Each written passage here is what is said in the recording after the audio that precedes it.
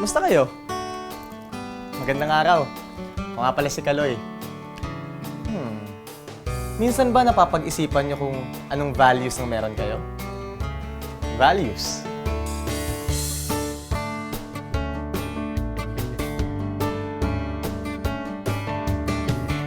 Ano ba ang kahulugan ng values? Meron ba ako nun?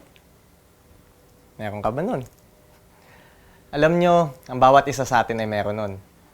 Ito yung mga bagay na pinahahalagahan natin at mga prinsipyo na ating pinaninindigan. Halimbawa, ikaw, naniniwala kang kahit walang nakatingin sa'yo, ay dapat mong gawin ng tama. Ibig sabihin lang nun, ikaw ay matapat. Ikaw ay may integridad. Yung integridad, yun ang values na tinataglay mo. Bukod doon, halimbawa, kabilang sa mga pinahahalagaan mo sa buhay mo ay ang pamilya mo. So yan, pamilya, kalusugan, pakikipagkaibigan, pagtanaw ng utang na loob, pagsusulat, respeto, at marami pang iba.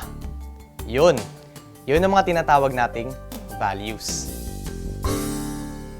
Yan tanong, may mga values mang masama. Paano kung kabaliktaran pala lahat na sinabi ko, ang mga prinsipyo at mga bagay na pinahalagahan mo? Anong madudulot na sa sarili mo?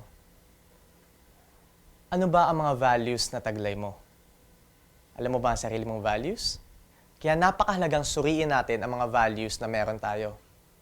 Sige nga. Ano-ano ang mga values na taglay mo?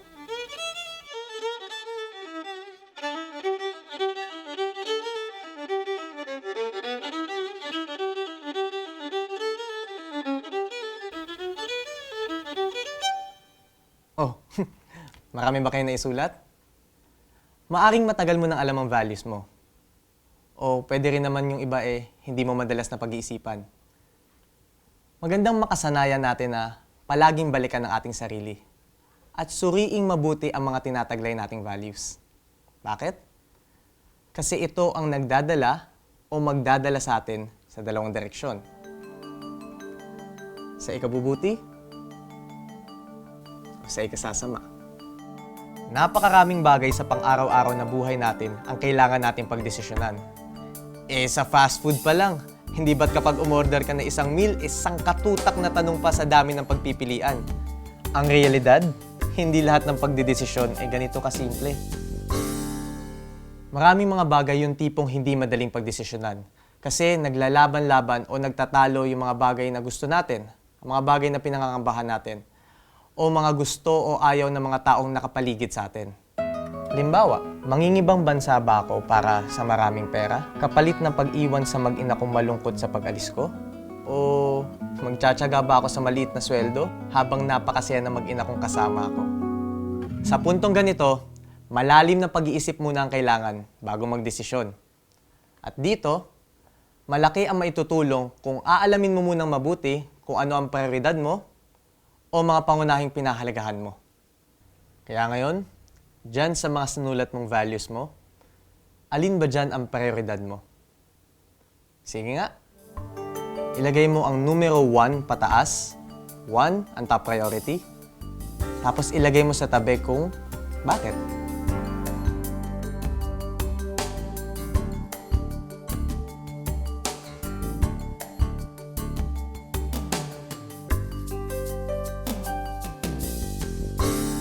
Oh, pwede mo nang itago yung listahan na yan. At pwede mong balik-balikan yan sa tuwing may kailangan kang pagdesisyonan. Makikita mo, isang araw, alam na sa puso mo kung ano ang values at prioridad mo. At masasanay kang maging mapanuri sa bawat bagay na gagawin mo. At yun na rin ang pagkakataon mong isipin ang komunidad na ginagalawan mo. Dahil ika nga nila, no man is an island. O, di ba? Malaking tungkulin ang ginagampanan na isang tao sa kanyang komunidad. Maganda syempre kung maayos ang lahat sa komunidad mo. Ano ba ang klase ng komunidad na gusto mo? Sino-sino ba ang mga taong gusto mong nakapaligid sa'yo at yung mga taong gusto mong pakisamahan? Ano-anong ugali ba ng taong gusto mong makita? Ano bang mga establishmento ang gusto mong naroon sa komunidad mo.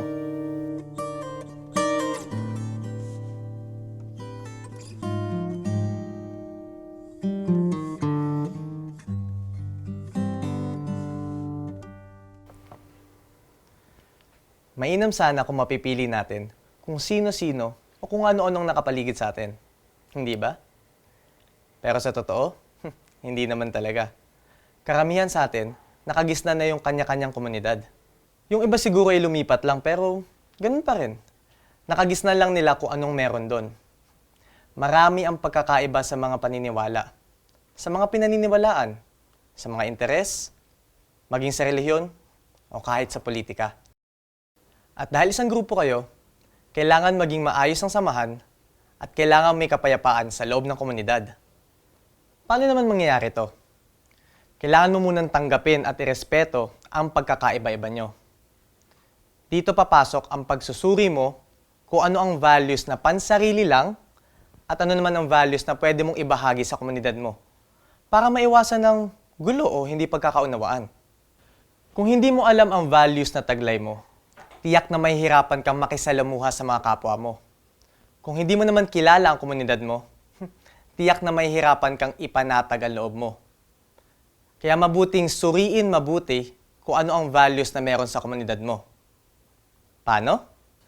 Una, alamin kung ano ang issue o sitwasyon. Halimbawa, yung mining site na bubuksan sa inyong lugar. Pangalawa, sino ba ang maaaring maapektuhan nito? Ano-anong epekto ang pwedeng maidulot nito sa kanila? Alin sa mga ito ang mabuti o advantages? Halimbawa, magkakaroon ng dagdag kita ang mga tao. Alin naman sa mga ito ang hindi makabubuti o disadvantages? Halimbawa, masisira ang kalikasan. Ilista lahat at saka suriing mabuti kung alin ang nakalalamang. At pangatlo, kailangan din munang alamin at suriin kung ano ba talaga ang layunin o mga pananaw ng mga taong involved sa sitwasyong ito. Bakit nila gustong magbukas ng mining site? Bakit sa lugar ninyo? At saka palang dapat gumawa ng desisyon. Sasang-ayon ba ako o hindi? Pipigilan ko ba o hindi? Tandaan, hindi lamang pansariling values ang dapat isaalang-alang. Kung alin ang nakabubuti sa nakararami at kung alin ang makapagsusulong sa isang lipunang mapayapa, makatarungan at nagtutulungan, yun ang dapat mangibabaw. Alamin, suriin, ibahagi. Alamin, suriin, ibahagi.